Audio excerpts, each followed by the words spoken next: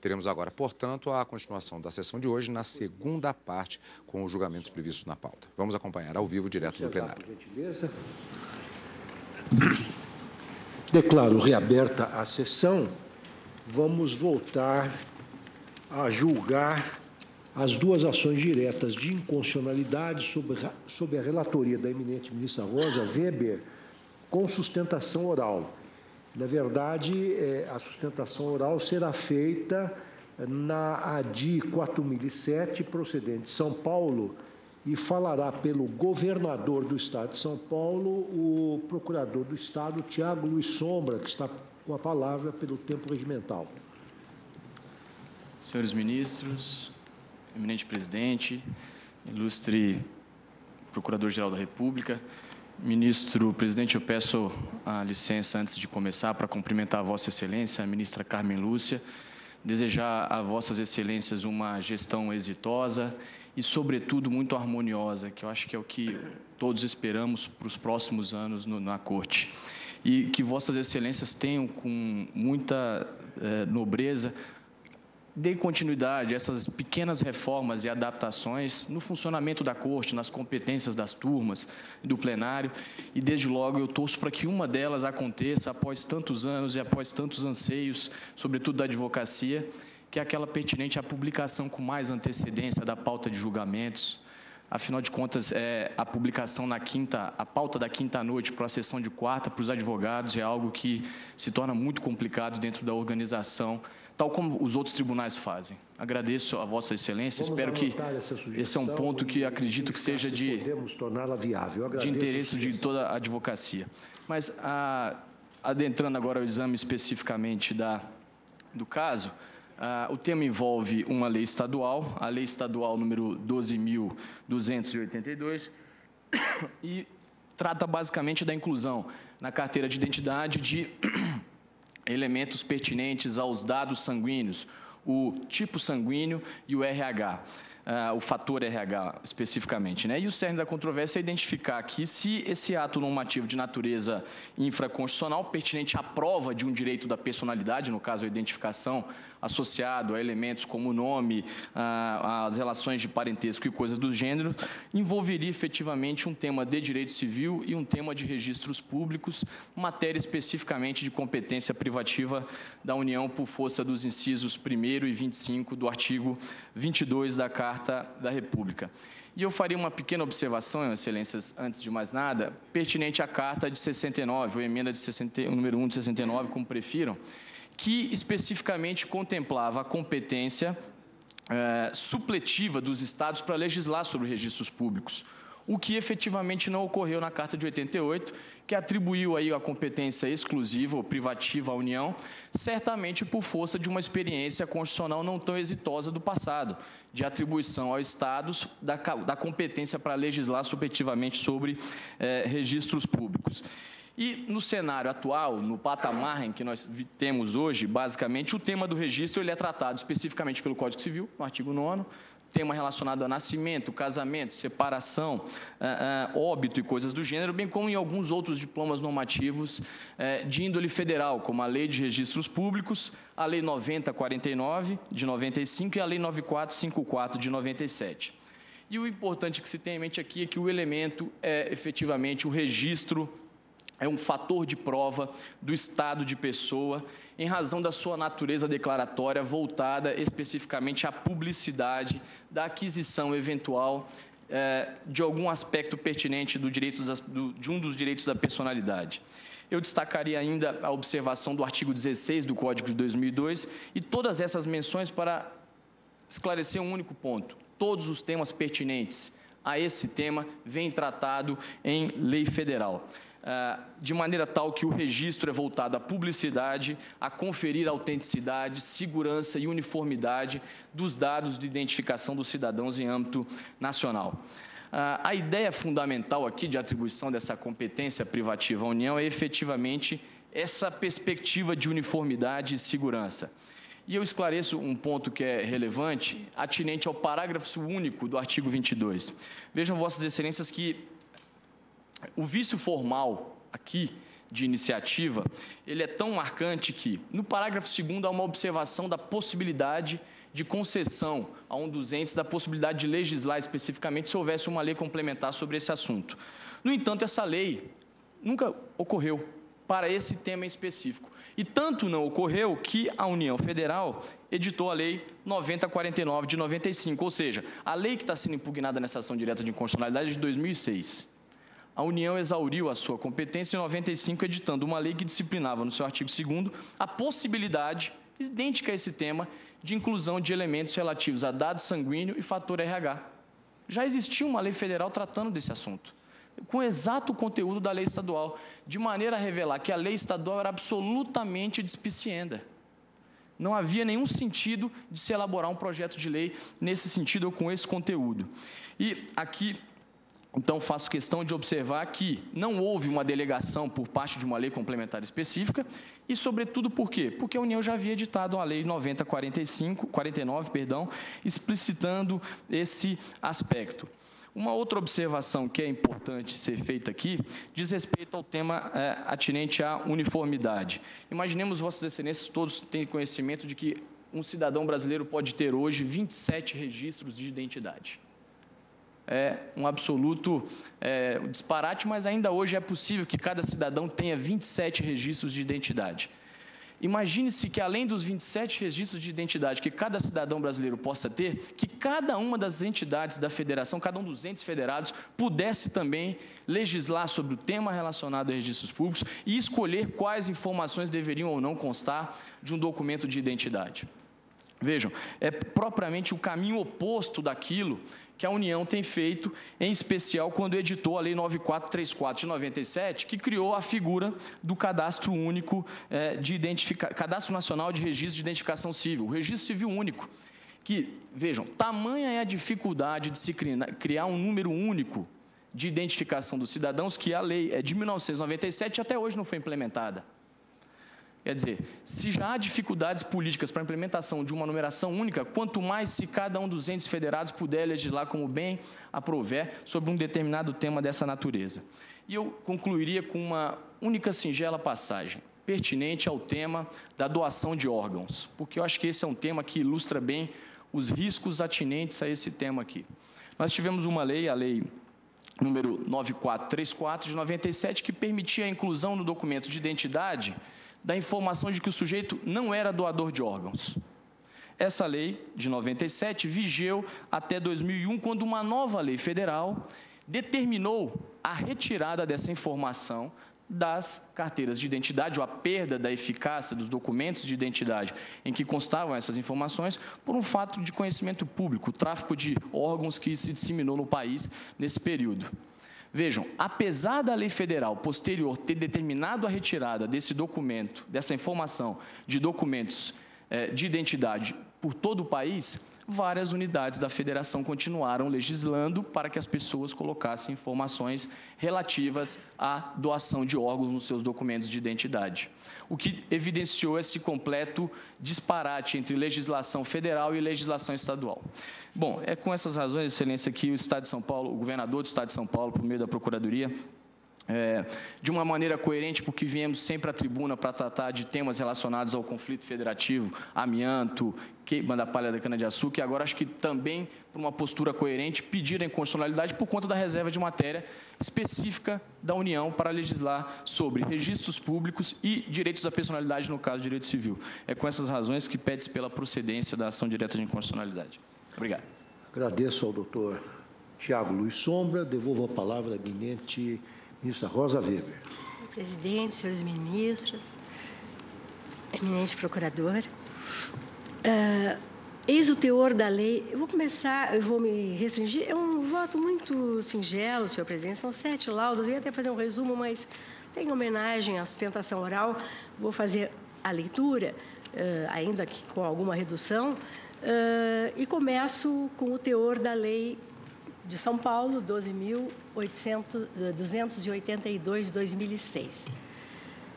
Sua epígrafe dispõe sobre a inclusão dos dados sanguíneos na carteira de identidade emitida pelo órgão de identificação do Estado, e dá outras providências.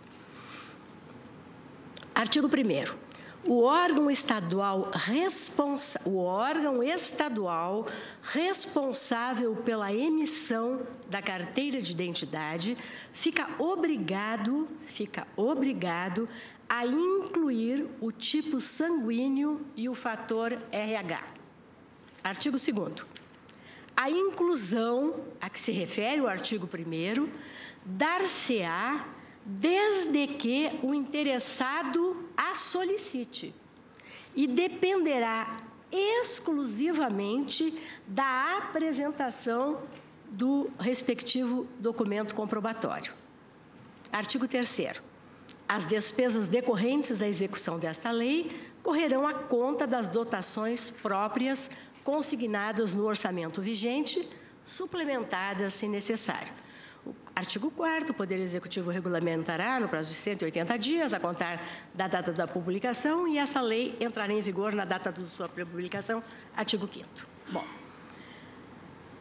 a insurgência do autor diz com a obrigação que ele reputa introduzida por esta lei de fazer constar do documento pessoal de identificação, especificamente da carteira de identidade, emitido pelo órgão estadual responsável e, quando solicitada pelo interessado, da informação relativa ao tipo sanguíneo e ao fator RH.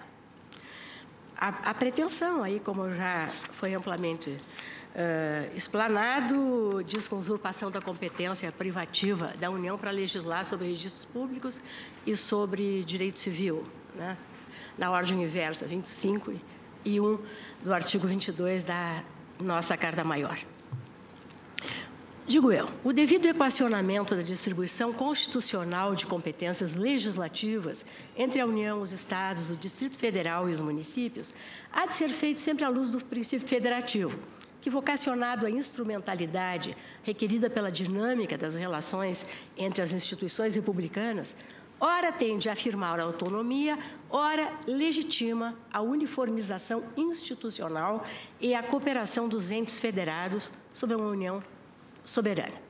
Nessa ótica, a exigência de conformação legislativa uniforme da matéria no território nacional emerge da própria finalidade social da manutenção dos registros públicos, quais sejam conferir autenticidade, publicidade, segurança e, consequentemente, eficácia às situações e fatos reconhecidos como juridicamente relevantes. E, revestindo-se o documento pessoal de identificação, a cédula de identidade, da natureza jurídica de registro público, a sua disciplina legislativa, sem a menor dúvida, compete privativamente à União. Forte no artigo 22, inciso 25. Da Constituição da República. Ao fixar a competência privativa da União, no tocante à natureza, à forma, à validade e aos efeitos dos registros públicos em geral, e logo da carteira de identidade em particular, a Constituição da República constrange os Estados, o Distrito Federal e os municípios à observância do quanto disciplinado pela União sobre a matéria. Nessa linha de raciocínio, o Supremo Tribunal Federal declarou inconstitucional, por usurpação da competência legislativa da União, a Lei 863, de 1975, do Estado de São Paulo, que, sem amparo em legislação federal, exigia atestado de vacinação contra meningite como requisito para matrícula em estabelecimentos de ensino, para admissão no serviço público e também para obtenção de cédula de identidade. Na oportunidade, o julgado dessa Corte recebeu a seguinte emenda. Representação de inconstitucionalidade. Caráter supletivo da competência legislativa estadual em matéria de defesa e proteção da saúde.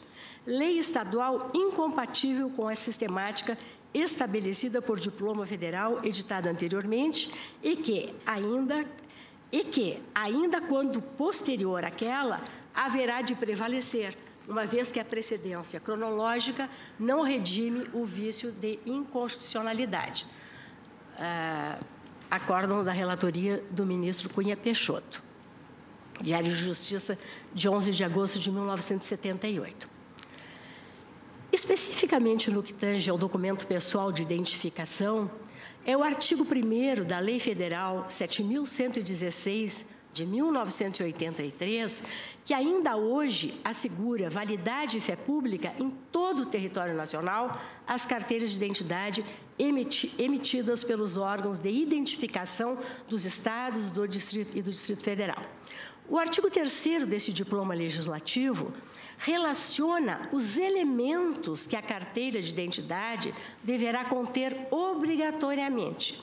E o artigo 4º faculta a inclusão de outros dados no documento, desde que solicitado pelo interessado. Aqui eu transcrevo o artigo 4º da Lei Federal, que diz: desde que o interessado solicite, a carteira de identidade conterá, além dos elementos referidos no artigo 3º desta lei, os números de inscrição do titular no Programa de Integração Social, o PIS, ou no Programa de Formação do Patrimônio do Servidor Público, o PASEP, e no Cadastro de Pessoas Físicas do Ministério da Fazenda. Parágrafo 1º. O Poder Executivo Federal poderá aprovar a inclusão de outros dados opcionais na carteira de identidade. Parágrafo 2º. A inclusão na carteira de identidade dos dados referidos neste artigo poderá ser parcial e dependerá exclusivamente da apresentação dos respectivos documentos comprobatórios.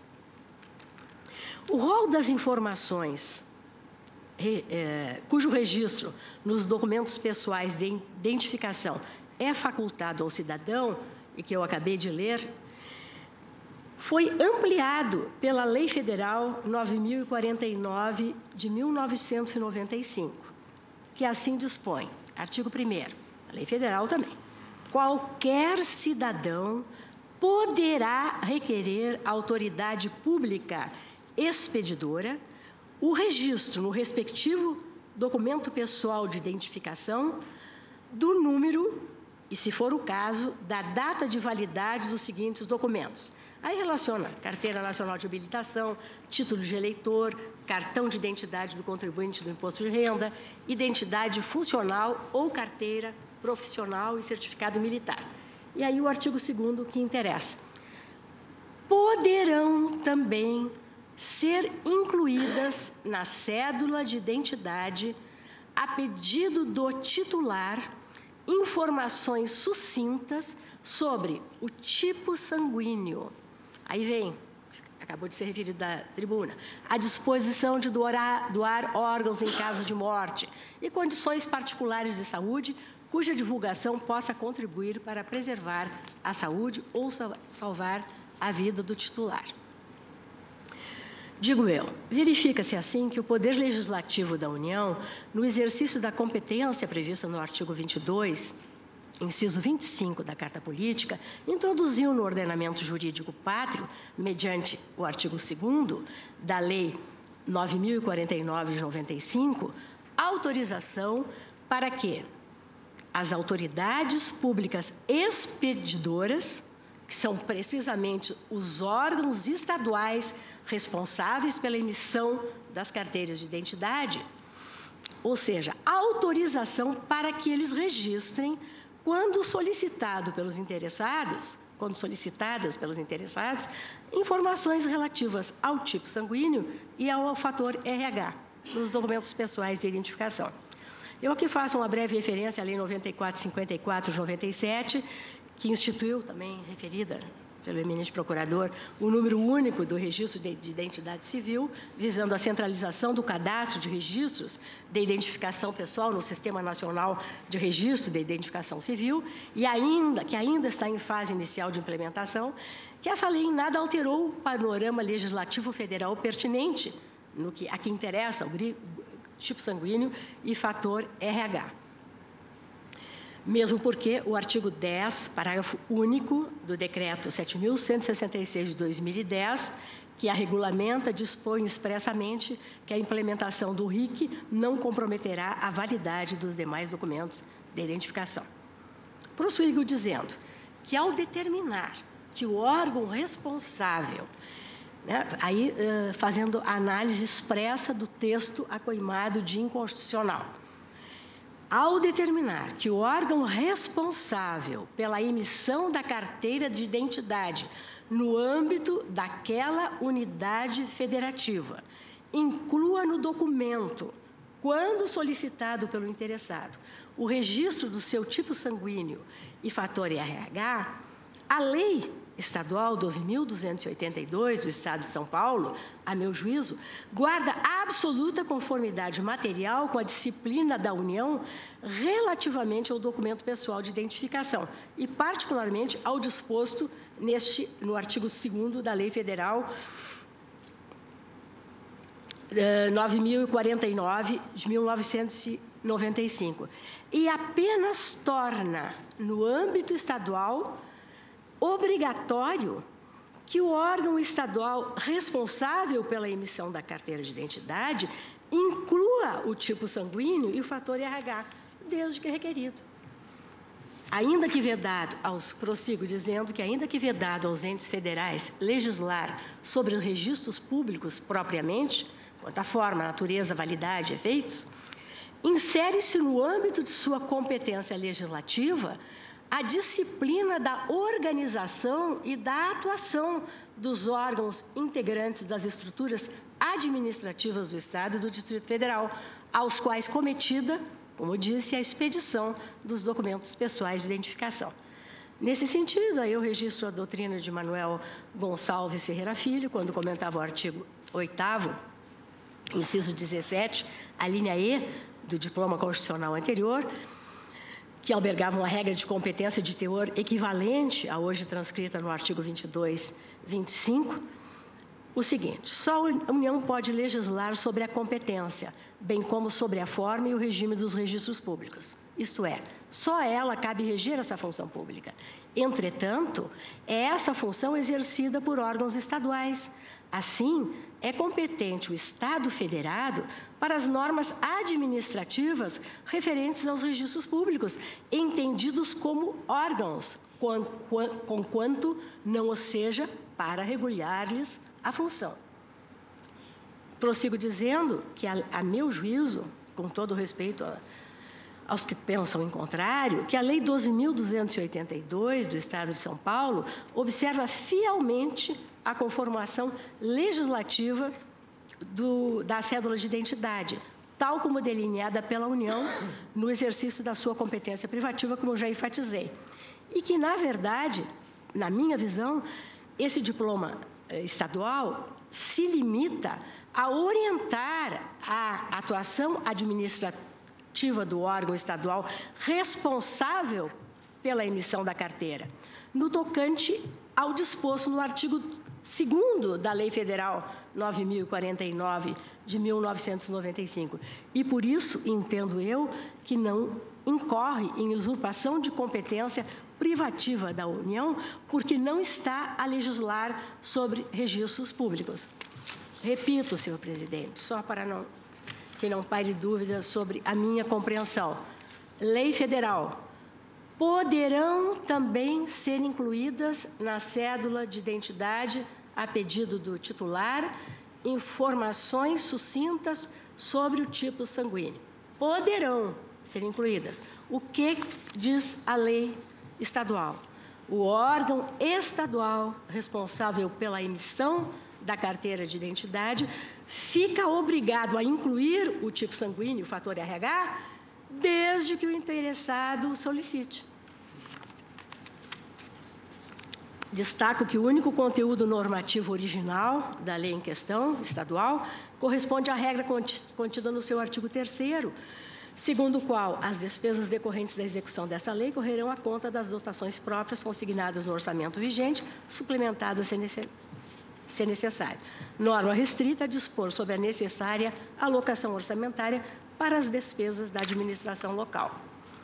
Esse entendimento que acabo de explanar, na minha compreensão, converge com a orientação adotada pelo plenário desta Suprema Corte ao indeferir integralmente a medida cautelar requerida na ação direta de inconstitucionalidade 2254 do Espírito Santo, relator ministro Sepúlveda Pertence, Diário de Justiça de 26 de setembro de 2003, na qual impugnada a alegação de afronta justamente ao artigo 22, inciso 25 da Constituição da República, lei estadual que determinava aos ofícios do Registro Civil o envio de cópias das certidões de óbito ao Tribunal Regional Eleitoral e ao órgão estadual responsável pela emissão da carteira de identidade. Eis a ementa do acórdão lavrado pelo eminente ministro Sepúlveda Pertence. Estado Federal, discriminação de competências legislativas. Lei estadual que obriga os ofícios do Registro Civil a enviar cópias das certidões de óbito ao Tribunal Regional Eleitoral e ao órgão responsável pela emissão da carteira de identidade. Ação direta de inconstitucionalidade por alegada usurpação da competência privativa da União para legislar sobre registros públicos. Constituição Federal, artigo 22, inciso 25. Medida cautelar indeferida por falta de plausibilidade dos fundamentos quanto à segunda parte da norma impugnada, por unanimidade de votos, pois impõe cooperação de um órgão da administração estadual a outro.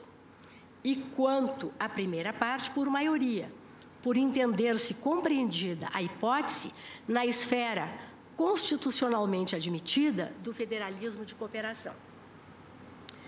Na oportunidade, aqui eu transcrevo um excerto do voto do eminente ministro, nosso ministro decano, Celso de Mello, quando diz: tenho para mim que a determinação constante de legislação estadual destinada ao cumprimento por órgão que atua no âmbito do próprio Estado-membro revela-se prescrição normativa revestida de plena legitimidade jurídico-constitucional. É certo que o Supremo Tribunal Federal, continua Sua Excelência, embora em contexto diverso, já declarou a inconstitucionalidade de lei estadual que impunha atribuições à Justiça Eleitoral por entender que, em tal hipótese, falece competência ao Estado-membro para formular prescrições normativas destinadas a incidir sobre órgãos situados na estrutura institucional do Poder Judiciário da União, como ocorre com a Justiça Eleitoral. Não é, porém, o que acontece na espécie ora em exame, pois o diploma legislativo em causa veicula cláusula impositiva dirigida unicamente a órgão do próprio Estado-membro. De outro lado, prossigo na transcrição, também vislumbro, na determinação constante da lei estadual em referência, uma típica manifestação normativa que se ajusta, de modo exemplar, aos postulados que informam o federalismo de cooperação, que representa, no contexto da nossa organização federativa, um expressivo instrumento de atuação solidária e de cooperação institucional entre as diversas pessoas estatais e instâncias do poder a que se refere em seu artigo 1º o texto da Constituição da República.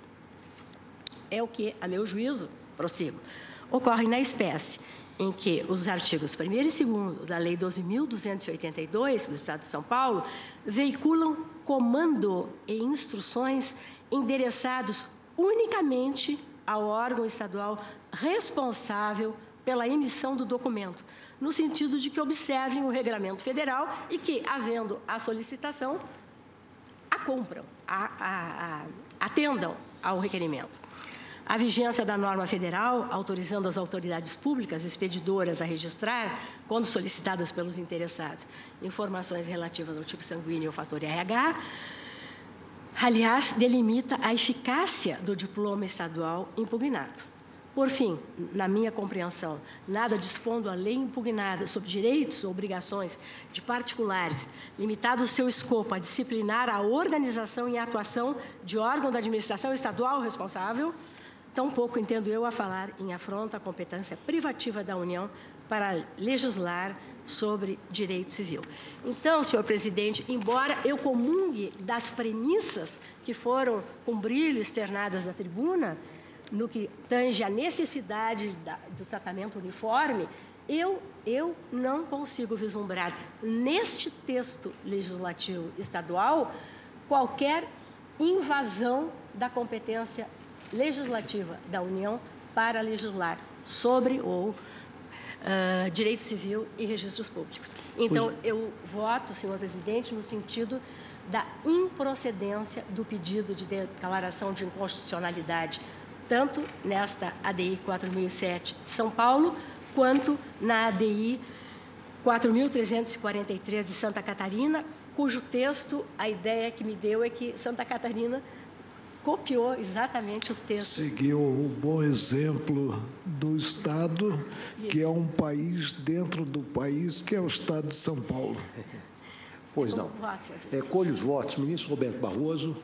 Presidente, eu estou acompanhando integralmente o voto da ministra Rosa Weber pelos fundamentos que Sua Excelência expôs, por achar que há fundamento razoável em se entender que esta provisão estadual se insere na proteção à saúde, que justificaria a competência do Estado, pela ausência de incompatibilidade material entre a lei estadual e a federal, e porque, presidente, o Supremo já tem, como regra geral, uma jurisprudência tão restritiva em matéria federativa, que acho que quando haja teses razoáveis capazes de legitimar a atuação do Estado-membro, é por elas que nós devemos optar. De modo que eu estou acompanhando a ministra Rosa Weber, a quem cumprimento pelo seu voto. Pois não. Ministro Theory. Senhor presidente, eu confesso que eu tenho algumas dúvidas que eu gostaria até de colocar aos colegas. Nós temos aqui duas normas que, segundo o voto da eminente relatora, são absolutamente de mesmo conteúdo material. A única diferença entre uma e outra é em relação ao dispositivo que trata das despesas, que, no mais, elas são absolutamente de mesmo conteúdo do ponto de vista material. Não é caso de competência concorrente. Me permite, claro. Só para o esclarecimento, não é bem o mesmo conteúdo, porque a lei federal autoriza, poderão incluir, e a norma estadual determina que a autoridade estadual encarregada, na hipótese de requerimento, cumpra, ela insira. Então, tem essa uma nuance, uma peculiaridade. Eu parti aqui do pressuposto do voto de Vossa Excelência, que diz que a lei de São Paulo guarda absoluta conformidade material com a disciplina da União, quer dizer, embora tenha essa nuance. É que eu entendi que a conformidade material é que não há atrito. Certo. A minha dúvida, quer dizer, se trata não sendo o caso de competência concorrente nem supletiva, a minha dúvida é qual é a natureza jurídica de uma lei estadual ou de uma lei municipal que reproduza integralmente um dispositivo de uma lei federal sem que essa lei, que esse legislador estadual ou esse legislador municipal tenha competência normativa sobre a matéria. Aqui não há dúvida nenhuma de que a competência é da União. E, aparentemente, o voto da ministra relatora está julgando improcedente o pedido, justamente porque há essa conformidade material, basicamente. Ministro, se considerar o meu argumento de que a norma é de proteção e defesa da saúde, aí há competência concorrente pelo artigo... Sim, mas o conteúdo seria o mesmo. E uma ponderação... Aí não tem problema. Um teria norma geral, outra norma especial. Mas se o conteúdo é o mesmo... que versa o tipo sanguíneo, nós teríamos na lei geral, que é a federal, uma faculdade. E a lei estadual obriga, compele. A autoridade expedidora estadual a inserir. E a lei federal, se for requerida... Mas obriga cidadão esse dever. Mas interessado. Sempre a pedido do interessado. Exatamente. Portanto, não há discrepância em tese com o disposto na Lei 9.049, de 18 de maio de 95. material de conteúdo e naquilo em que diz respeito ao Estado, o que diz a lei? Olha, se requerer, conforme previsto na lei federal, está obrigado, a obrigação de inserir, e não a faculdade de inserir. Seria, eu entendi, eu compreendi assim. Bom, eu vou acompanhar a ministra relatora, a discussão desse...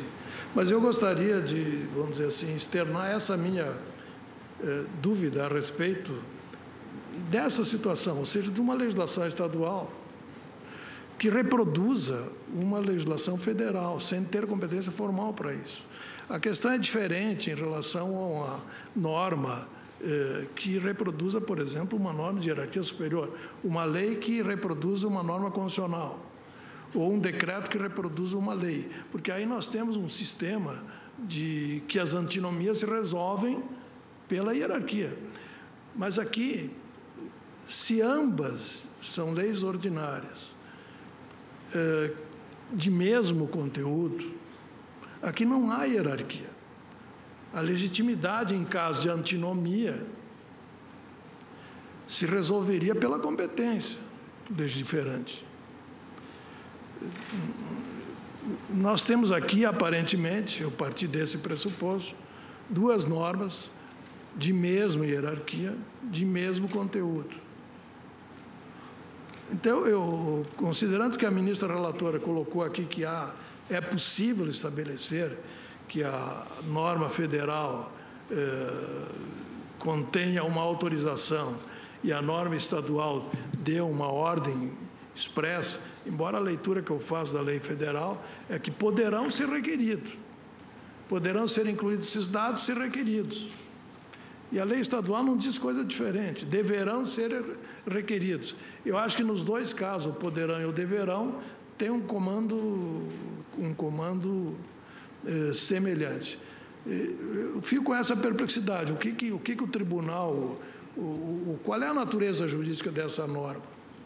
De uma lei estadual que, se houvesse antinomia, ela seria certamente inconstitucional, mas que, por não haver antinomia material, ela simplesmente reproduz a lei federal, sem ter competência formal. Essa é a dúvida. Eu, com essa dúvida, e sem me comprometer com a tese, eu vou acompanhar a ministra relatora nesse caso específico. Pois não. Ministro Luiz Fux. Senhor presidente, eu queria também fazer aqui uma observação. Eu anotei que, ainda que não fosse o caso, o fato da legislação local reproduzir a federal não minimiza ou corrige o vício da inconstitucionalidade formal.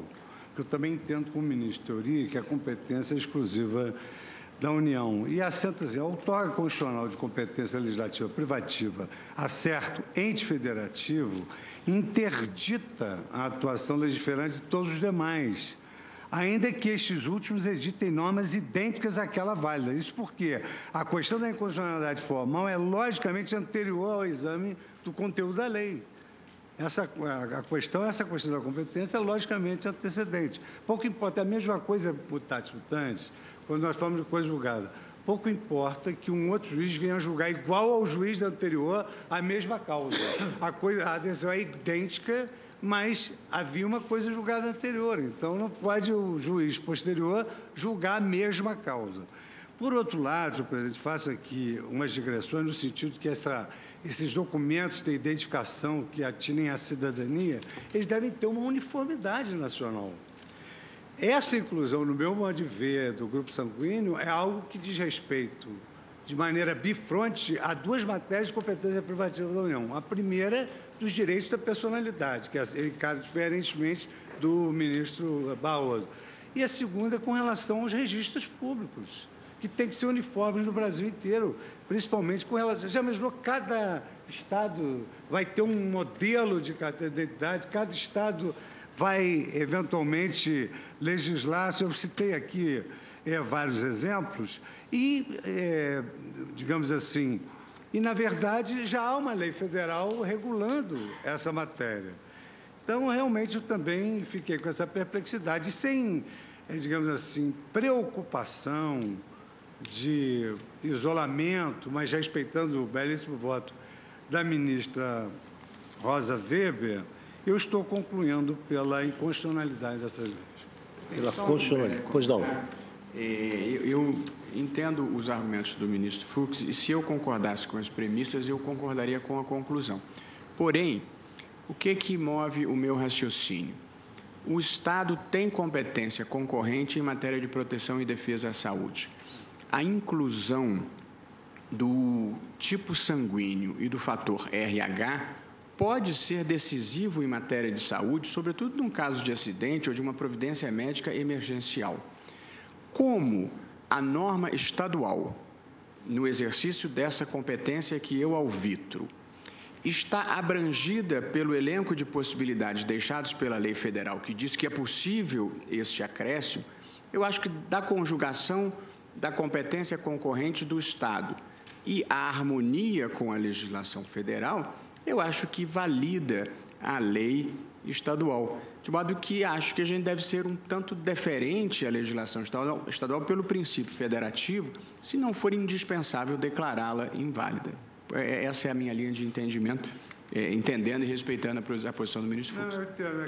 Na verdade, essa posição ideológica do ministro Barroso é exatamente prestigiar a federação, porque não seja uma federação unitária, totalitária, e, portanto, já em outra oportunidade manifestou uma certa aversão que eu também tenho em alguns exageros do princípio da simetria. Mas aqui no caso específico, o parecer do Ministério Público, ele é bem contundente nesse sentido. Veja o que diz o Ministério Público. De fato, isolando-se o mérito da intenção dos parlamentares estaduais e de se atender a um regime apropriado de repartição de competência legislativa, dentro do qual se possa esperar que os documentos pessoais da identidade, por constituírem valioso instrumento de exercício da cidadania dos brasileiros, atendam a padrões rígidos de confecção. A uniformidade dentro desse esquema é essencial à utilidade desses documentos. A matéria como aqui tratada, diz o Ministério Público, enquadra-se dentro do rol dos direitos da personalidade, ligando-se à prova de um determinado caráter pessoal que individualiza, junto com outros elementos, o portador do documento. Conclui, então, o eminente representante do Ministério Público. A violação ao artigo 22, inciso 1º da Lei Fundamental, nesse caso, se evidencia realmente. Eu fiquei bem convencido com essas razões do Ministério Público, pedindo vênia, evidentemente, a eminente ministra Rosa, que trouxe um voto bastante... Então, Vossa Excelência dá provimento. Do provimento. Não é provimento, eu declaro... Julga procedente a ação decatória. Declara procedente. Pois não. Ministro Dias Toffoli. Com a relatora. Com a relatora. Portanto, pela improcedência. Ministra Carmen. Presidente, eu acompanho a ministra relatora apenas fazendo uma ponderação que não me leva, neste caso, a divergir, pedindo vênia divergência até, mas até seria por outro motivo, é que a norma, a lei questionada, em seu artigo 1º, ao determinar que o órgão estadual responsável fica obrigado a incluir o tipo sanguíneo, determina uma ordem a um órgão estadual. E essa lei é de iniciativa parlamentar. E seria algo que nós temos uma jurisprudência consolidada no sentido de que essas matérias seriam de competência do titular do Poder Executivo. Entretanto, eu estou acolhendo a fundamentação da ministra Rosa Weber no sentido de que aqui se tem uma, entre aspas, repetição, reiteração do que já foi determinado por uma norma nacional, o que significaria que, de toda sorte, não haveria alteração, porque faculta-se ao cidadão o direito de pedir que isto conste, e esta possibilidade já estava aventada. Portanto, não há realmente uma alteração da competência, porque se houvesse, se fosse só da lei estadual, eu iria pedir vênia para divergir por isto, porque a causa da ação direta é em aberto, embora isso não tenha sido ventilado, mas haveria, a meu ver, uma inconstitucionalidade formal, na medida em que nós teríamos, portanto, um parlamentar podendo fazer incidir no rol de atribuições de um órgão estadual uma competência, e não sujeita ao legislativo, mas ao executivo, a norma. Entretanto, eu estou acolhendo exatamente a fundamentação, tal como tão bem exposta pela ministra Rosa Weber, no sentido de que aqui se tem o que já estava previsto como autorização, poderão. Então, na verdade, o órgão já deveria estar devidamente paramentado para fazer face a esta demanda. Esta razão pela qual, apenas chamando a atenção para este ponto, eu acompanho com as vênias do ministro Luiz Fux o voto da ministra relatora. Pois não. Ministro Marco Aurélio. Presidente, estivesse no plenário o ministro Célio Borja, certamente ficaria muito satisfeito com as palavras do ministro Luiz Roberto Barroso. Nós precisamos reconhecer a existência de uma federação. Nós precisamos reconhecer aos Estados uma autonomia governamental e, admito que relativa, uma certa autonomia normativa. No caso concreto, presidente, nós temos que a saúde, e aqui nós estamos no campo da intangibilidade da saúde, é direito de todos e dever do Estado gênero. Mais do que isso, a lei federal, para mim, é a Lei 9.049, de 95, encerra quanto ao artigo 2º, que versa a possibilidade de inserção do dado sanguíneo, encerra um princípio geral e não obstaculizando a atuação dos Estados quanto à obrigatoriedade, uma vez pretenda o cidadão, da inserção do tipo sanguíneo e do fator RH na carteira de identidade. E essa obrigação foi criada pela lei do Estado de São Paulo, aliás, dando um pontapé inicial louvável, tanto assim que, 3 anos depois, houve a repetição, praticamente a pura repetição da normatividade pelo Estado de Santa Catarina. O fato de os demais estados até aqui não terem legislado a respeito não é óbice, não é fator que conduza à declaração de inconstitucionalidade dos 2 diplomas que estão em mesa para apreciação. Por isso, louvando o cuidadoso voto da ministra Rosa Weber, e que, até certo ponto, justifica a origem de Sua Excelência. Eu digo sempre, acredito à Justiça do Trabalho, alguma sensibilidade que tenho na arte de julgar, né?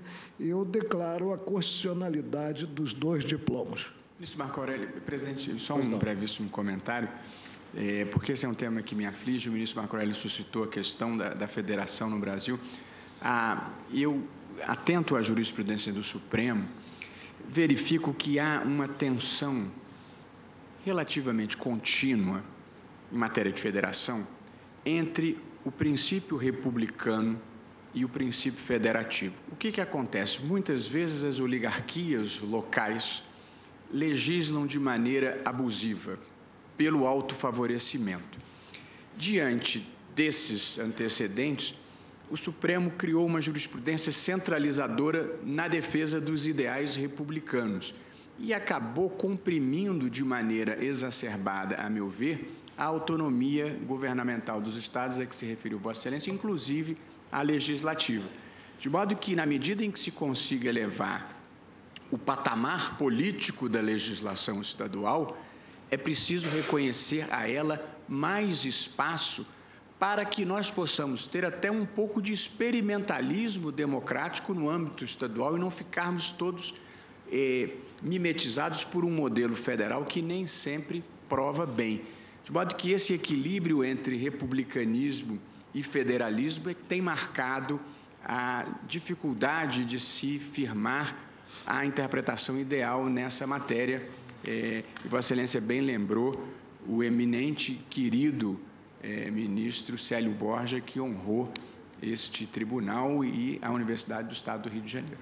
E a Câmara dos Deputados. E a Câmara dos Deputados. Ministro Celso de Mello. Senhor presidente, também eu considero extremamente pertinentes as observações que agora acabam de ser feitas pelo eminente ministro Marco Aurélio, pelo eminente ministro Luiz Roberto Barroso. Eu também entendo que é preciso impedir a erosão do modelo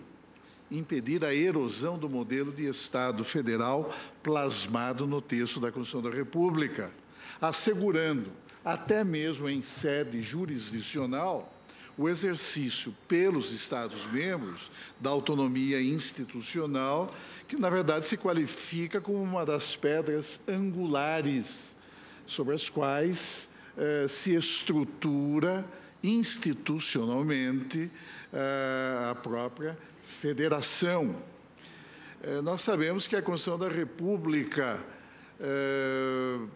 rompendo um período de excessiva centralização orgânica em torno da União Federal e espacial também em torno da União Federal, veio, notadamente a partir da experiência autocrática do Estado Novo, em 1937, quando o ditador não hesitou em abolir os próprios símbolos dos Estados-membros e dos municípios, como expressamente constou da Carta Política de 1937, o que levou à ditadura do Estado Novo, logo no início da vigência daquele documento constitucional, a promover a destruição simbólica da federação numa solenidade realizada à noite na cidade do Rio de Janeiro, quando todas as bandeiras dos Estados-membros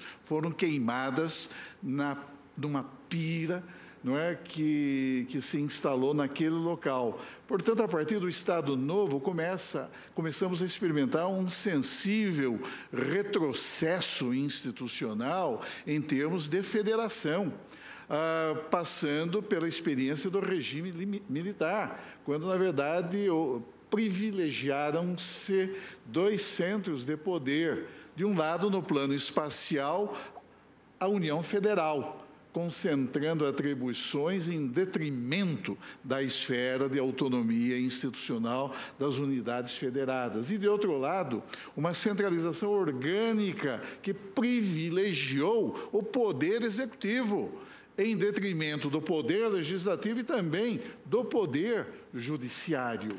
Então, com o advento da vigente Constituição, buscou-se romper essa estrutura que, na verdade, imobilizava o avanço, a expansão das ideias básicas que compõem a noção mesma de Estado federal. Agora, é importante observar que o anseio pela outorga de um maior espaço de autonomia às unidades locais vem já do próprio regime monárquico. Muitas vezes esse anseio se manifestou por via até mesmo, como ocorreu no período regencial, de insurreições revolucionárias que opuseram, não é, províncias ao poder central.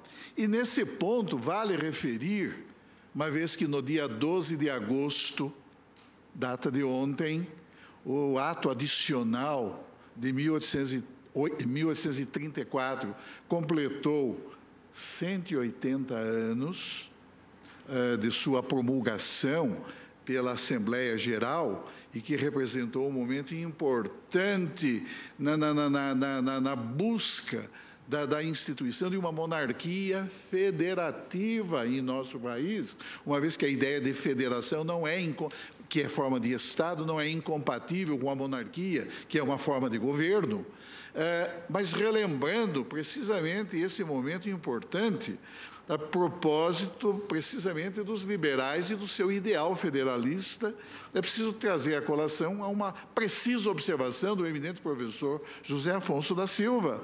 Disse ele: os liberais lutaram quase 60 anos contra esse mecanismo centralizador e sufocador das autonomias regionais. E eu me refiro às autonomias provinciais. A realidade dos poderes locais, sedimentada durante a colônia, ainda permanecia regurgitante sob o peso da monarquia centralizadora. A ideia descentralizadora, como a ideia republicana também, despontara desde cedo na história político-constitucional do Império. Os federalistas surgem no âmbito da frustrada Assembleia Geral, Constituinte e Legislativa de 1823 e permanecem durante todo o Império, provocando rebeliões como a Balaiada, a Cabanada, a Sabinada, a República de Piratini e a República Juliana. Tenta-se implantar por várias vezes a monarquia federalista no Brasil, mediante processo constitucional. 1823, mas frustrou-se esse intento com a dissolução autoritária da Assembleia Constituinte, em 1831, e chega-se à razoável descentralização precisamente com o ato adicional de 12 de agosto, data de ontem, de 1834, há 180 anos, portanto, esvaziado, no entanto, pela Lei de Interpretação de 1840, que representou a reação conservadora e que operou, de novo, um recuo nas aspirações de autonomia das províncias locais. Mas o fato é que também o próprio republicanismo irrompe com a Inconfidência Mineira, com a Revolução Pernambucana de 1817, com a Confederação do Equador, em 1824, com a própria Assembleia Constituinte de 1823, e brilha, na verdade, com a República de Piratini e a República Juliana, unindo as províncias de Santa Catarina e do Rio Grande do Sul, para ressurgir de forma mais impetuosa a partir de 1870, desenvolvendo-se até 1889. Quer dizer, procuro relembrar esses dados porque pulsa nas raízes históricas do pensamento político brasileiro essa ideia de se conferir expansão às unidades federadas, às províncias no Império e aos Estados-membros e também aos municípios, agora na República. E, senhor presidente, não se desconhece que, em tema de proteção e defesa da saúde, a Constituição da República atribuiu à União, aos Estados-membros e ao Distrito Federal competência, permitindo-lhes uma legislação concorrente.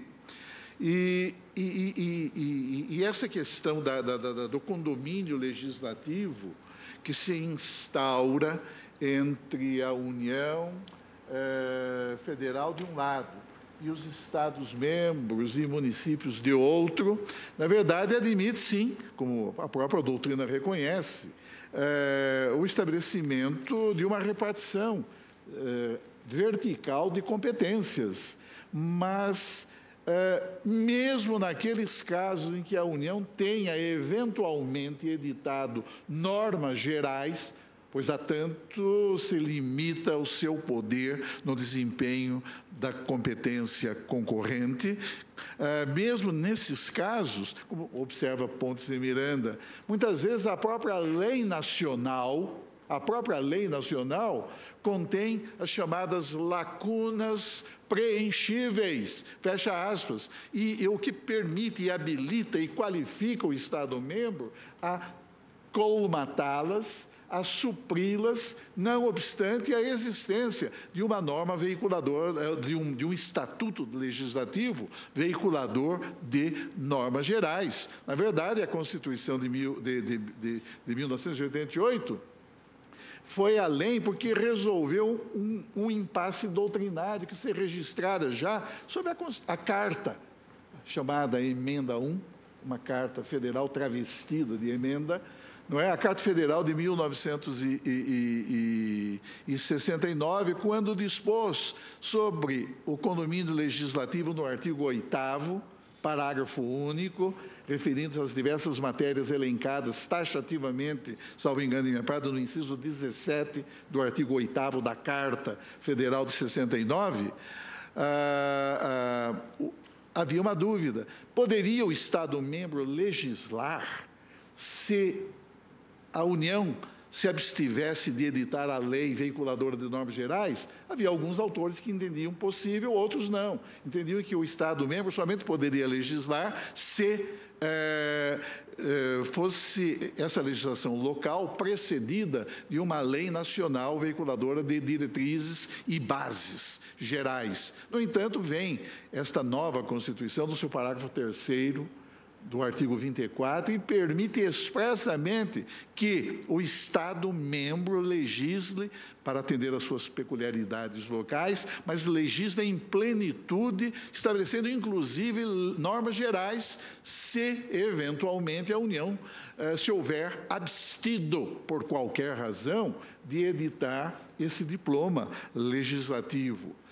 A questão da proteção e defesa da saúde, inclusive da saúde pública, é uma matéria extremamente sensível, tão sensível e tão impregnada de relevo, não apenas jurídico, mas também social, que a Constituição não se satisfez em deferir ao Estado-membro apenas essa possibilidade de legislar concorrentemente com a União, mas atribuiu aos Estados-membros competência em matéria administrativa, como resulta do que dispõe o artigo 23, inciso 2º da própria Constituição da República, que outorga à União Federal, ao Estado-membro, aos municípios, o poder de eles atenderem às necessidades ditadas por razões imperiosas de saúde pública. Portanto, senhor presidente, a mim me parece que, tal como corretissimamente ponderou a eminente ministra relatora, a ministra Rosa Weber, não houve no caso, usurpação, qualquer usurpação por parte do Estado de São Paulo, da competência legislativa que eventualmente pudesse se reconhecer como privativa da União Federal. Ao contrário, o Estado de São Paulo, unidade federada, exerceu de modo legítimo a sua competência legislativa, de modo concorrente, estabelecendo, inclusive,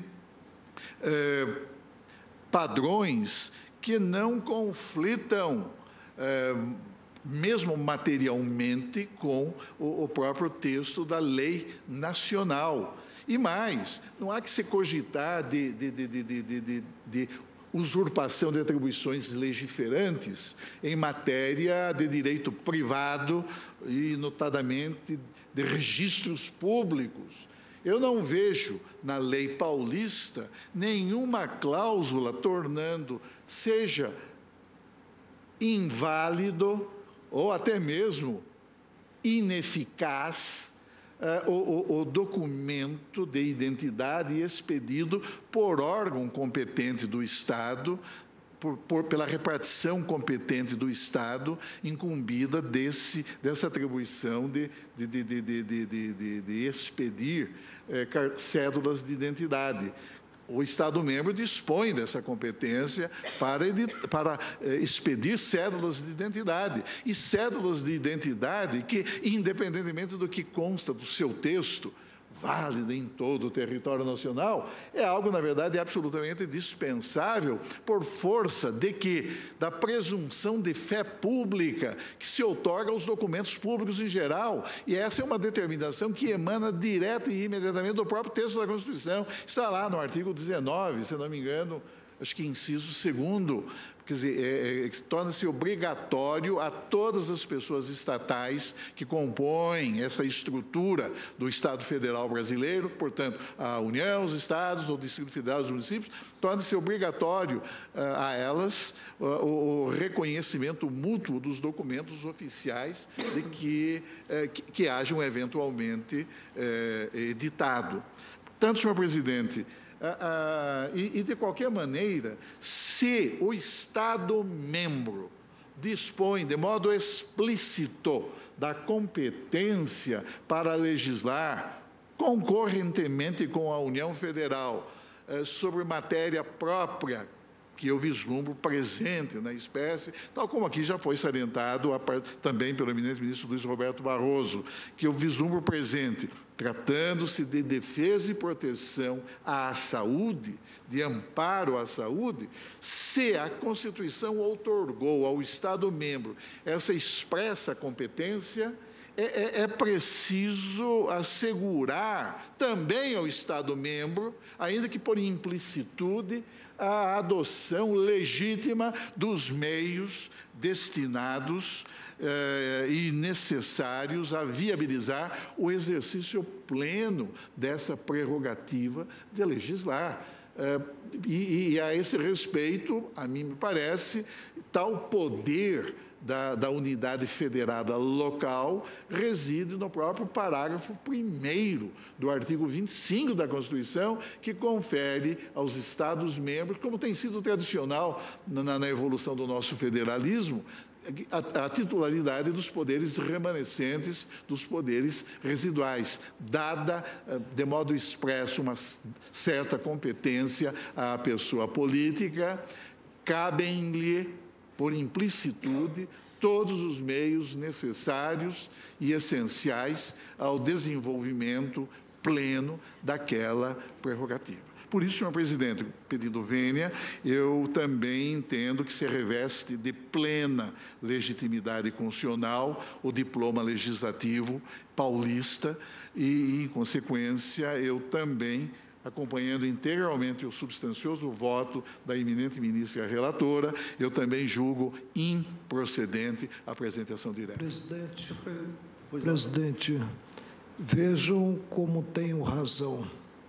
Sob pena de profundo prejuízo para a memória do tribunal, nós não podemos perder o que é veiculado e não podemos perder em termos de documentação pelo ministro Celso de Mello, nosso decano. Senhor presidente, apoio Vossa Excelência integralmente nesse aspecto. Ministro Fux. Apenas uma observação, respeitando as opiniões do contrário, é que, efetivamente, eu não vejo a existência desse condomínio legislativo. Acho até interessante esses novos rumos que o plenário tem tomado no sentido de prestigiar a autonomia estadual. Acho que seria isso o ideal, não para criar uma desarmonia nesse campo entre Estados e União. Agora, eu também coloco em dúvida que se essa lei tivesse um teor diverso do teor da lei federal, se o plenário legitimaria a sua constitucionalidade. Tenho certeza que não. Pois eu mantenho o meu voto. Pois não. Eu vou pedir vênia a Vossa Excelência, ministro Fux, e acompanhar integralmente o voto brilhante da ministra Rosa Weber, pelas razões enunciadas. Mas queria aduzir rapidamente que tenho em mãos aqui o parecer do Ministério Público Federal, subscrito pelo procurador à época, doutor Antônio Fernando Barros e Silva de Souza, que pugnava pela procedência das duas ações, invocando a existência de ofensa aos direitos da personalidade. E a mim me parece, com o devido respeito e com a vênia necessária, que não há ofensa aos direitos da personalidade no caso, que seriam basicamente o direito ao nome, à honra, à imagem, à privacidade, porque aqui o que fizeram essas duas leis estaduais foram realmente aprovar medidas de caráter salutar, benfazejo, de plena razoabilidade, por quanto se destinam à proteção da saúde, que se situa, como muitos disseram, no campo da competência concorrente constitucionalmente garantida aos membros da federação em termos de legislativos. Haveria, sim, a meu ver, ministro Fux, e Vossa Excelência é um especialista em direito privado, direito processual, especialmente, ofensa aos direitos da personalidade, se essas leis tivessem introduzido uma nota depreciativa com relação ao portador da carteira de identidade. Suponhamos, por exemplo, que obrigasse ao registro de uma doença incurável ou de uma deficiência física ou, quiçá, de antecedentes criminais. Aí sim, aí nós estaríamos diante de uma, não só ofensa aos direitos da personalidade, mas também a uma ofensa ao conteúdo material da Constituição, que protege justamente a intimidade, a privacidade, a honra, a imagem, etc. Eu compreendo essa preocupação de Vossa Excelência, mas a seguir o entendimento que aqui foi firmado, inserir na carteira de identidade que alguém é portador do HIV é uma matéria, é uma medida de prevenção à saúde pública. Foi nisso, bem, mas seria uma medida, de certo modo, estigmatizante, porque, de certo modo, nós sabemos que hoje, felizmente, essa doença é curável, ou pelo menos é possível que existam medidas paliativas, conservadoras, para manter o portador desta doença com vida durante muitos anos. Mas, de qualquer maneira, eu até fiz essa observação, quase que corroborando com a argumentação de Vossa Excelência. Se outro fosse o conteúdo, eu me animaria a dizer que as normas estaduais seriam inconstitucionais. Mas aí eu creio que há plena coincidência com aquilo que a Constituição regulamenta e disciplina. Proclamo o resultado, por maioria, julgaram improcedente, improcedente as duas ações diretas de inconstitucionalidade, vencido o eminente ministro Luiz Fux pelas substanciosas razões que aduziu. Nós temos rapidamente algumas listas ainda, que eu peço licença, faltam alguns minutos para votar. Ministro Celso de Mello, Vossa Excelência tem lista? Eu tenho. Vossa Excelência anima a votá-las hoje ainda? Se for possível, eu apreciaria. Se os colegas concordarem, chamaríamos rapidamente algumas listas. Lista número 1 de Vossa Excelência. Senhor Presidente, aqui é a questão do... Eu estou negando o provimento dos recursos de agravo. Há várias questões. Uma delas é o problema da ilegitimidade ativa de entidade sindical de primeiro grau. Não se cuida de confederação sindical. Também de incidência na espécie em ADPF do postulado da subsidiariedade, porque existem outros meios aptos e eficazes a sanar aquela alegada ofensa. E, finalmente, a entidade de classe que representa a mera fração de categoria funcional. Eu estou negando o provimento a esses recursos de agravo. Presidente, eu peço vênia ao relator para divergir nos dois casos sobre a ilegitimidade ativa para a ação direta de inconstitucionalidade. No primeiro caso, o que nós temos? Nós temos uma entidade sindical que realmente está na base, um sindicato. Não é uma confederação, mas é um sindicato patronal de natureza nacional, que tem abrangência maior. Nesses casos, geralmente, não se tem a organização sindical, não se tem a confederação, que seria a parte legítima para o ajuizamento da ADIM. E, portanto, eu encaro o sindicato como uma verdadeira associação de âmbito nacional. E nós sabemos que a associação de âmbito nacional tem legitimidade paradinha. No segundo caso, também surge aqui, e eu diria que surge uma associação que se mostra peculiar, né? Mas uma associação que congrega um segmento da magistratura nacional, ou seja, o segmento representado pelos desembargadores. E também é uma associação de âmbito maior, alcançando todo o território brasileiro. E não vejo prejuízo assim gritante para a nossa MB, né, que decididamente não tem um monopólio quanto à representação dos magistrados. Por isso, eu peço vênia ao relator para admitir e prover esses agravos e admitir a legitimidade das duas associações. Pois não. Então, o eminente ministro Celso de Mello propõe que os agravos sejam improvidos. Nós temos aqui uma posição contrária apenas do ministro Marco Aurélio, portanto, negar o provimento aos agravos. Exceto o ministro Marco Aurélio me acompanha no item 2, mas dissente nos itens 1 e 3.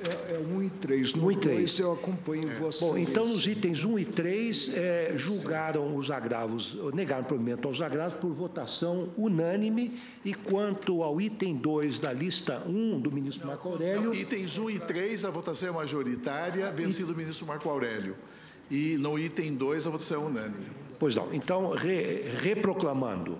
Nos itens 1 e 3 da lista 1 do ministro Celso de Mello, por votação majoritária, julgaram improvidos os agravos vencido o ministro Marco Aurélio. E, com relação ao item 2 da lista 1, julgaram, negaram provimento ao agravo por votação unânime. Isso. Só essa lista? Só. Eu tenho aqui uma lista 1... Em razão do adiantado da hora, o ministro Teori pediu destaque de 2. Eu pedi vista no item 3. Pediu vista? Vossa Excelência já vai trazer essa vista hoje? Não, eu vou pedir vista. Se você... vai pedir vista no item 3 essa ação rescisória 2393. Pois não. Bom, na lista 1, previamente distribuída, eu estou negando o provimento aos agravos regimentais. Consulta os pares. Vista na lista 3. Não, é o item 3 da lista 1. O item 3 é que está grafado. Item 3 da lista 1. Na digitação saiu grafado como 2. Né? É o item 3. Pois não. Então... Aí eu aguardo, Sua Excelência. Pois não. Então, com relação aos agravos da lista 1 do ministro Ricardo Lewandowski, negaram o provimento de votação unânime, salvo com relação ao item 3, que foi objeto de pedido de vista do ministro Teori Zavascki, que será julgado oportunamente. Eu tenho aqui a lista 2 também, oportunamente distribuída a Vossas Excelências. Isso é um agravo regimental, matéria comum, corriqueira, estou negando provimento. Consulta os pares, não há divergência, negado o provimento. Lista 3... Não? Essa não. Ministro Teori Zavascki, lista 1 de Vossa Excelência. São embargos declaratórios, eu recebo com agravo regimental e nego provimento. São 2 embargos declaratórios. Consulta os pares, o ministro fica vencido, ministro Marco Aurélio vencido na conversão, e quanto ao mérito, a unanimidade para negar provimento aos agravos na lista 1 do ministro Teori Zavascki. Ministro Teori, lista 2. São 2 embargos declaratórios, estou rejeitando os embargos. Consulta os pares, não há divergência, rejeitaram por votação unânime. Lista 3, ministro Teori Zavascki. A lista 3, eu rejeito os embargos declaratórios opostos pela União e acolho em parte os embargos de declaração opostos pelo impetrante, para excluir do acordo recorrido o indeferimento da conversão de períodos especiais em comuns por não ter sido objeto do pedido inicial. Que teve um pedido que foi indeferido sem ter sido pedido. Acompanho integralmente o relator. Digo que essa segunda matéria, que é alvo dos embargos declaratórios do impetrante, é para mim ainda um tema em aberto, porque não consigo agasalhar o tratamento diferenciado, ou seja, a aplicação supletiva da legislação alusiva aos trabalhadores em geral pela metade. Não vejo por que assentar que os servidores públicos não têm também, tal como os trabalhadores em geral, pelo 57 de 8.212 ou 13, não têm direito a essa conversão. É uma matéria que já sensibilizou, inclusive, o ministro Luiz Roberto Barroso. Pois não. Então, proclamo o resultado. Ministro Barroso. Eu inclusive acho, presidente, sem divergir agora, que encontrei essa posição consolidada, mas eu gostaria de, em algum lugar do futuro próximo, trazer novamente essa discussão ao plenário, porque acho que as ideias não estão totalmente arrumadas ainda. Pois não. Então, eu com essa ressalva... O sistema acaba não fechando, né? Mas aqui, Não, caso, nesse caso eu concordo plenamente com Vossa Excelência. No caso, eu estou dando provimento justamente para retirar essa parte de discussão, porque não foi objeto de pedido. Tá certo, é uma questão processual, eu estou de acordo. Sairiam os autores chamuscados, né? Pois não. Refletiremos, então, sobre essa questão. O ministro Teori Zavascki, então, nesse caso, na lista 3, rejeita os embargos e eles foram rejeitados por unanimidade. Eu rejeito os embargos da União e acolho, em parte, os embargos da parte impetrante. Rejeita, então, os embargos da União e acolhe, em parte, os embargos opostos pelo impetrante para excluir do acórdão recorrido o indeferimento da conversão de períodos especiais em comuns por não ter sido objeto do pedido inicial. Esse é o resultado do julgamento. Consulte se há mais listas. Não há. Eu vou pedir 1 minuto de atenção dos eminentes pares. Existe uma questão formal, mais do que isso, regimental, que é a aprovação do diretor-geral e também do secretário-geral da presidência. Nós não tivemos transição pela aposentadoria não esperada do eminente ministro Joaquim Barbosa, e nós estamos, então, trabalhando para, enfim, reorganizar algumas áreas do tribunal e precisamos estar com o quadro completo.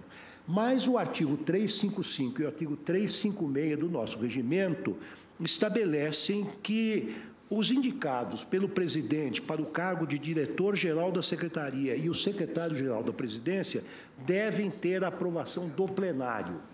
Eu estaria indicando, e estou distribuindo os currículos alentados dos 2 candidatos para Vossas Excelências, estou indicando para diretor-geral da Secretaria o nome do servidor Amarildo Vieira de Oliveira, que é formado em Direito, Administração e pós-graduado em Administração Judiciária. Ele é servidor do Supremo Tribunal Federal há 22 anos, há mais de 22 anos, tendo ocupado, entre outros cargos, o de coordenador de auditoria, coordenador de cadastro e legislação de pessoal, secretário de gestão de pessoas, diretor-geral da secretaria, ocupou ainda o cargo de diretor da administração da Fundação de Previdência Complementar do Servidor Público Federal do Poder Judiciário, o FUNPRESP, onde eu pretendo mantê-lo lá, porque ele é hoje um dos maiores especialistas do Poder Judiciário em matéria de previdência complementar. Então, eu peço... Ele acumularia... Não, eu acho que aí apenas como consultor.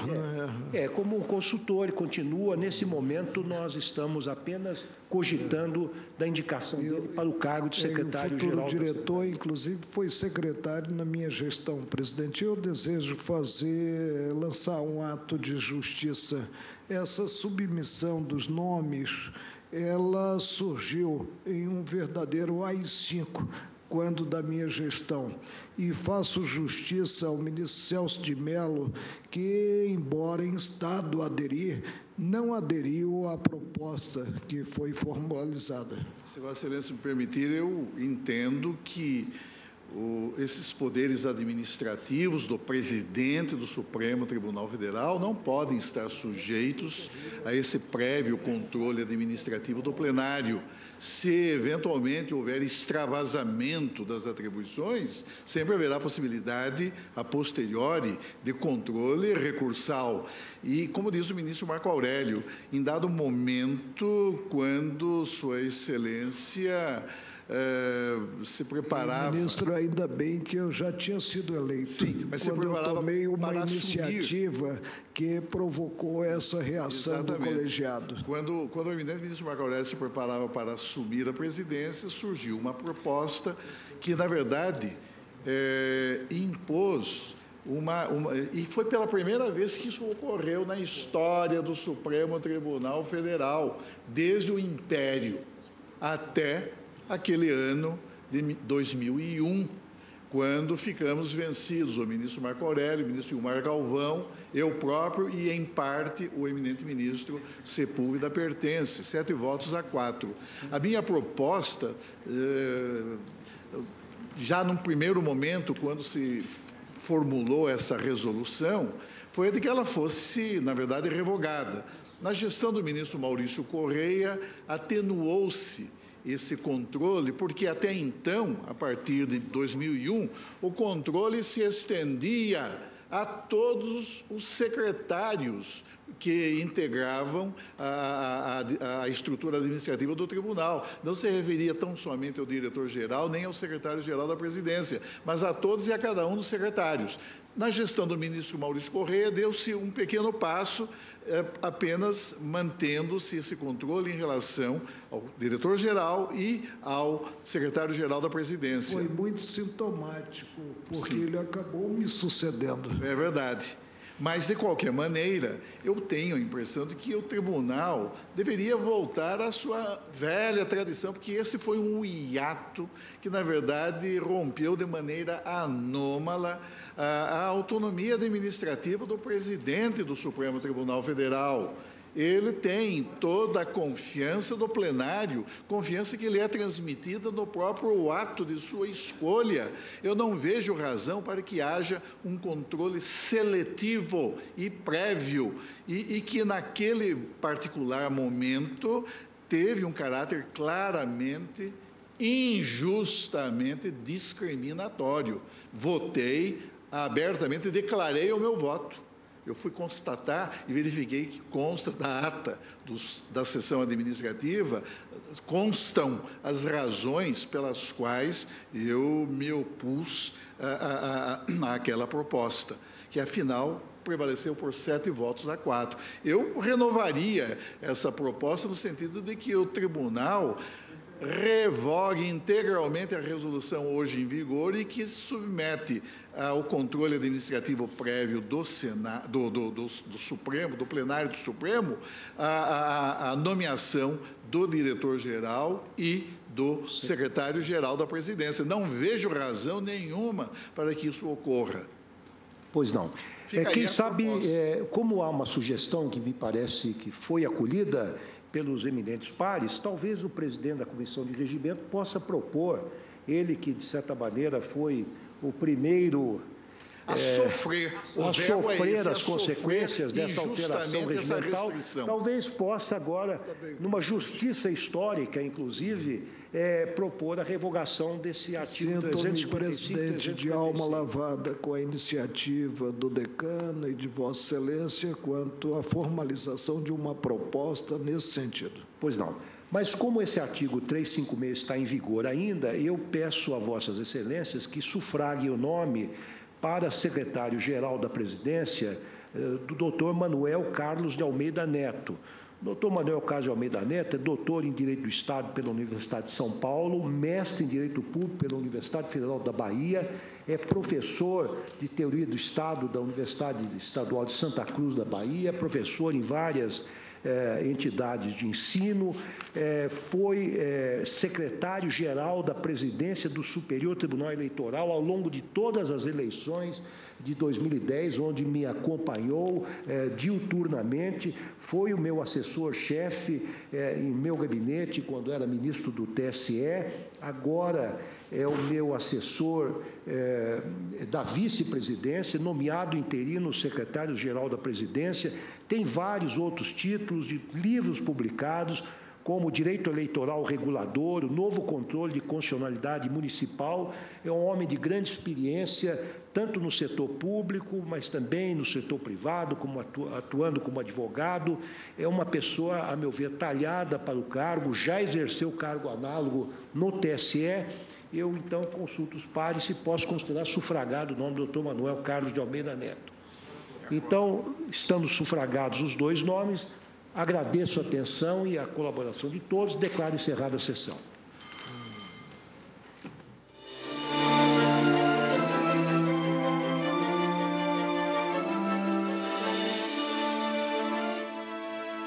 Portanto, encerrada esta sessão plenária do Supremo Tribunal Federal, também fica por aqui esta edição do Direto do Plenário.